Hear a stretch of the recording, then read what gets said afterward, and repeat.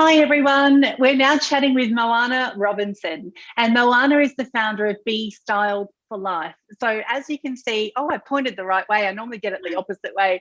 So that's Moana on the back cover of our beautiful March 2021 magazine, Feminiscence, and that's the front cover if you're just new to our group. And so Moana has a business called Be Styled for Life, and it's all about personal stylist and also coaching. So she has a number of qualifications under her belt, and that is an absolutely stunning photo. But welcome to our show today, Moana. Thank you, Shar. It's exciting to be on here. So we're very excited because you do one of my favourite things. You really do help women feel good and look good on the inside and the outside.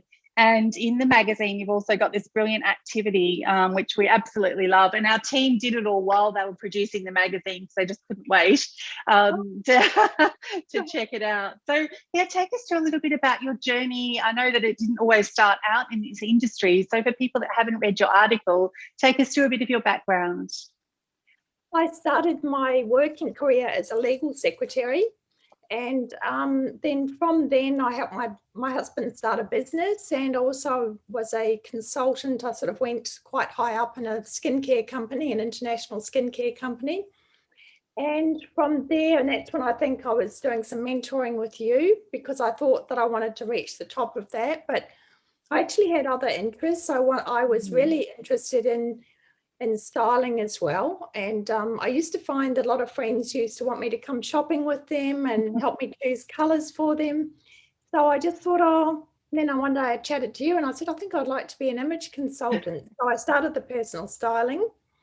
And then I created an online program for my website. And the people who were helping me do that said, have you ever thought about doing a life coaching course? Because a lot of what you do is actually coaching about life and how to lead a good life, to give confidence and things like that. So I did not just a course, I ended up doing an advanced diploma in life coaching and did my master's in that, in NLP and hypnotherapy, and absolutely loved all of it.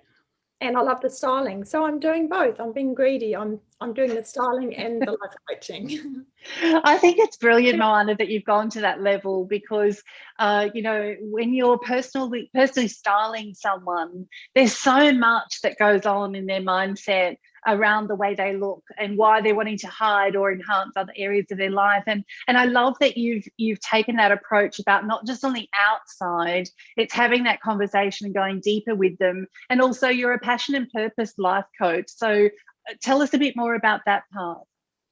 I love helping women find out what their passion is, because my target market are actually women over the age of 40. And I find that sometimes they kind of lose themselves and they don't really know what their passion is in life anymore, what their purpose is. And it's really just holding the mirror up and helping them to see what I can see, and just asking the right questions and just helping them to discover the best version of themselves. Which is sometimes hard to do, isn't it, Moana? Especially when you've got people over that age of 40, as you said. There's often things that have happened to them in life. Maybe they've gone through, do you have a lot of clients that go through life changes, be it, getting married, getting divorced, kids have grown up and now they're all of a sudden an empty nester and they look in the mirror and go, where did I go? I do. I'm going to be styling a couple of women in the next couple of weeks, two friends.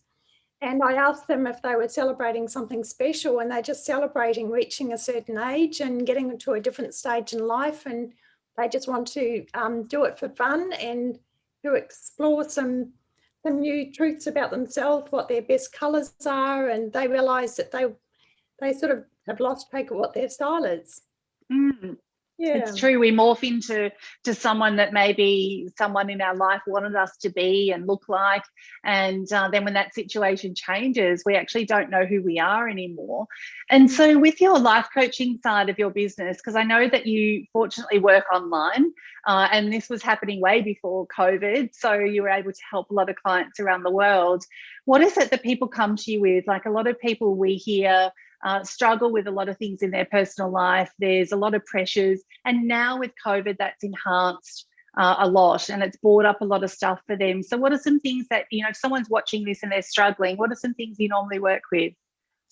what I find is a lot of people, and actually this happens with men as well, but they, especially if they're running a business or even working in a job, their life is full of shoulds. I should be doing this, I should be doing that, I should be running my business like this. And they've been to a lot of business courses and they've been told how their business should be run. But a lot of them don't realize that they have got this innate sense inside themselves of what they do really well. And it's just really helping them to uncover what they do really well and what they enjoy. And usually they're very, very much the same thing.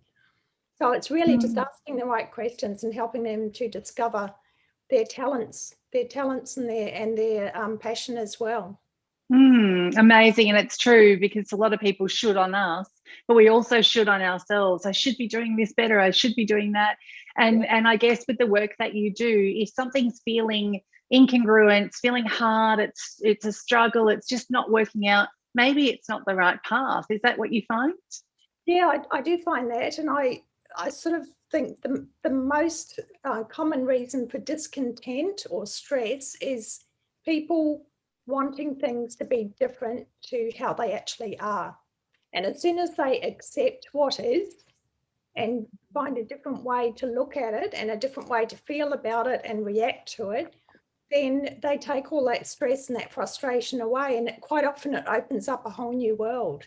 The worst thing you can do is fight reality, because you're actually telling a lie to yourself. You're wishing something was different to how it is, and you're actually lying to yourself, because it can never be. It's usually not in your control, especially if it's to do with other people. Amazing. Oh gosh, I hope everyone wrote that down. That is such a valid and so true in your words, Moana. And you know, we're doing a book next year in 2022 called Destiny's a Hard Thing to Run From. And you know, those words that you just said is so true, that we can fight a certain path because we want it to be a certain way, but destiny is a hard thing to run from.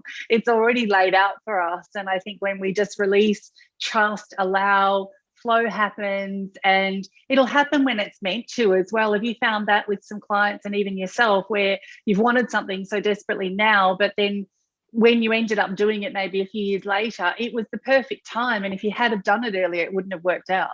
Yeah, life gives you experience. Gives you experiences and challenges, and like, as we all know, we learn from those experiences and challenges, and maybe they're just a few lessons that you had to get along the way before you were ready to take on whatever it was that you wanted to achieve. Fantastic. And Moana, in the magazine as well, you've got this fantastic activity, which I touched on before, with the body quiz, which I think graphically is just brilliant.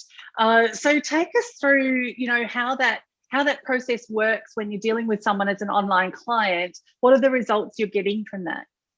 With the body shape calculator, yeah.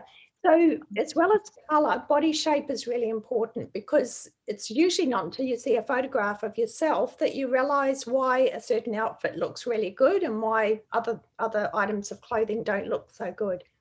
And it's all about being creative and being in control of how you want to appear. It's not about being perfect or perfectionism. It's about being creative, just like cooking a nice meal or styling a home. It's being creative with styling yourself and looking the way that you want to look. Do you agree with the statement? I love that, actually. Do you agree with the statement that we're all imperfectly perfect? Yes. Yes. Because I think most people, when they, you know, take a photo or someone takes a photo of them, and especially when you're out with a group, I ran a retreat recently up in the Whitsundays, and as soon as a photo was taken, everyone's like, show me. And they're looking at themselves to look at what they liked and what they didn't like. It's no, let's take another one. We've all got stuff about us that we don't like. And it is embracing the fact that we are all imperfectly perfect. And as soon as we do that, I think we just take that pressure off ourselves to try and look a certain way. Yeah, definitely. I've written a chapter in the book, in the coaching college book that I went to, called Perfectly Imperfect. Because it's so true. Like, I always thought that to be a life coach, you had to be a perfect person, you know, when I was younger. But it's completely the opposite. And what is the definition of perfect? I think everyone's definition of everything, be it success, health, fitness, but it's all different. And I think that's what makes it such a beautiful collaboration of human beings, is that we all see things through our own lens. And when we embrace that, that's when, and we embrace it and accept it and accept others and their view, then we can truly live in harmony. Definitely. We all have different glasses on, different filters from our upbringing, from experiences that we've had and things like that. So that's what makes life interesting and people interesting. Definitely. And it's about embracing all of us. And so as we talk about in the magazine, it is really about unleashing your own feminiscence and then helping others do the same. And I guess with the work you do, that's why you light up when you talk about it, because you really are helping women unleash their own feminiscence, aren't you? Definitely. I had someone say to me recently that she just felt like a new person when she found what colours were. And yeah, it's just, I get a big kick out of it. I really enjoy it. And I just think it's helping other women to feel the best that they can.